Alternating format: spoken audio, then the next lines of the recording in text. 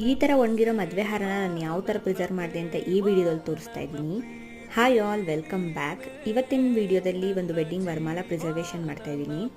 Customer 10 inch ಫ್ರೇಮಲ್ಲಿ white ಬ್ಯಾಕ್ಗ್ರೌಂಡಲ್ಲಿ preservation ಮಾಡಿಕೊಡಿ ಅಂತ ಕೇಳಿದರು, ಹಾಗಾಗಿ ಈ ಥರ ಪ್ರಿಸರ್ವೇಷನ್ ಮಾಡಿದೆ. ಮದುವೆ ಹಾರದಲ್ಲಿರೋಂಥ ಫ್ಲವರ್ಸ್ ಆ್ಯಂಡ್ ಬೀಡ್ಸ್, ಒಂದು ಫೋಟೋ ಮತ್ತು ಒಂದು ಕೋಟ್ನ ಆ್ಯಡ್ ಮಾಡೋಕ್ಕೆ ಕೇಳಿದರು, ಹಾಗಾಗಿ ಅದೇ ಥರ ಮಾಡಿಕೊಟ್ಟಿದ್ದೀನಿ.